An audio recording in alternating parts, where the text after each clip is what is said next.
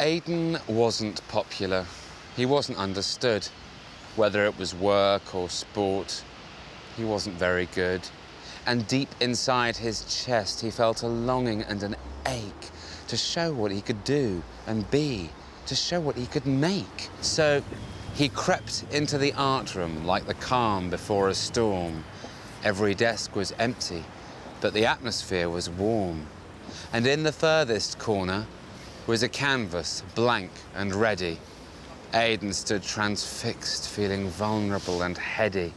The canvas seemed to tingle as he touched it with the brush, and as forms began emerging, Aidan's blood began to rush.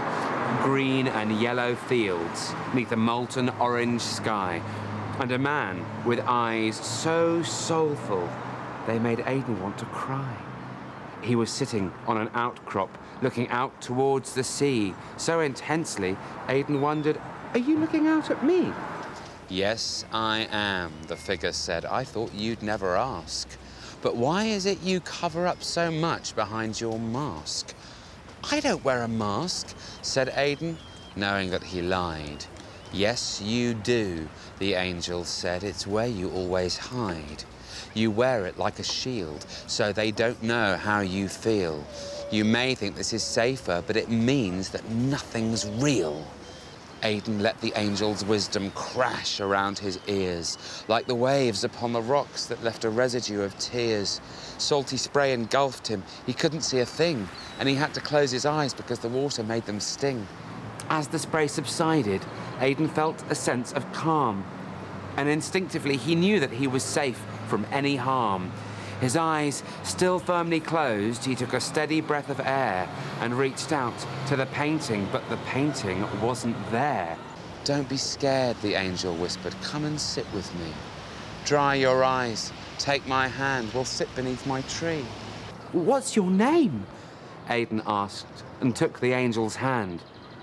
"Dave," the angel answered as they walked across the land. Up the rocky slope they climbed. The ground was warm and red, and as they sat, a flock of starlings circled overhead. The sky was pink and purple stripes, the sea a silver froth. Aidan slipped his jacket off and sat upon its cloth. They watched the setting sun in silence, sitting side by side. Aidan leant against the angel's shoulder and he cried. "I want to stay with you," he said. "My world isn't kind, and all my life I've shrugged it off, pretending I don't mind." Dave the angel put his arm around the young man's shoulder. "I can see that though you're young, your soul is eons older. You think my world is beautiful, but all this came from you. You're the one that painted it, and this you know is true. But painting isn't governed by the palette or the brush, and people in your world are often caught up in the rush. They think that life's this race and has a final destination, but the journey is the key, because the journey is creation. So go on home and paint your world as beautiful as this.